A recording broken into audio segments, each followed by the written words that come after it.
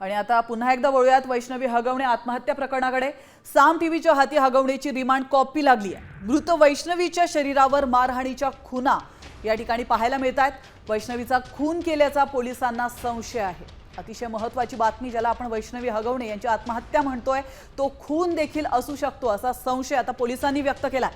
साम टीव्हीच्या हाती हगवणेची remand copy लागलेली आहे आणि मृत वैष्णवीच्या शरीरावर मारहाणीच्या खुणा असल्याचं पोलीस तपासामध्ये समोर आलेलं आहे।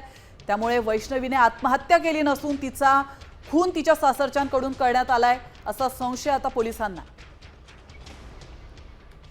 तर याविषयी अधिक माहिती देण्यासाठी आपले प्रतिनिधी अक्षय बडवे थेट आपल्यासोबत जोडले गेलेले आहेत। अक्षय, वैष्णवी हगवणे आत्महत्या प्रकरणामध्ये नवनवीन खुलासे होतात। आता एक नवीन गोष्ट समोर येते, ती म्हणजे तिचा खून झाल्याचा संशय पोलिसांनी व्यक्त केलाय। नेमकी काय अधिक माहिती मिळते?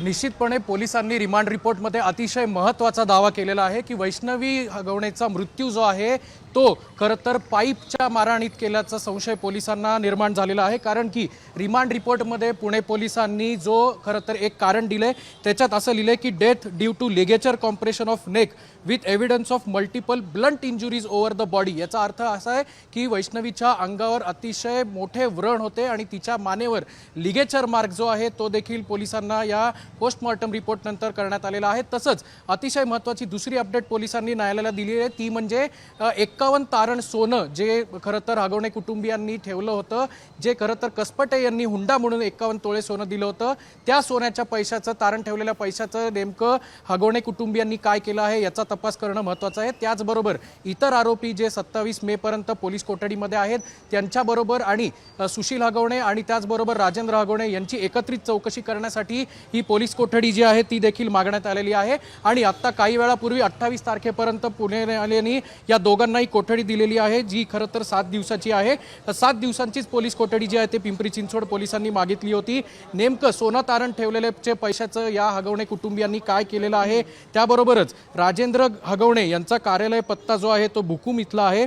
त्या ठिकाणी इंटेरियर डिझाईनचं काम महेश परांडे यांनी केलेलं असून त्याचे पैसे यातील आरोपींनी फिर्यादी यांना देण्यास भाग पाडला आहे असा देखील रिमांड रिपोर्टमध्ये पोलिसांनी उल्लेख केलेला आहे। बिलकुल, धन्यवाद अक्षय, तुम्ही दिलेल्या महत्त्वपूर्ण माहितीबद्दल। अतिशय महत्त्वाची अपडेट तुम्ही आम्हाला दिली आहे, ती म्हणजे वैष्णवीचा खून केल्याचा पोलिसांनी संशय व्यक्त केलेला आहे। आता 7 दिवसाची जी पोलीस कोठडी या कुटुंबाला सुनावण्यात आलेली आहे, खास करून राजेंद्र हगवणे सासरा आणि सुशील हगवणे दीर यांना 28 तारखेपर्यंतची जी पोलीस कोठडी सुनावण्यात आली आहे, या पोलीस कोठडीमध्ये नेमकी कशी चौकशी केली जाते आणि काय नवीन खुलासे होतात हे पाहणं महत्त्वाचं आहे।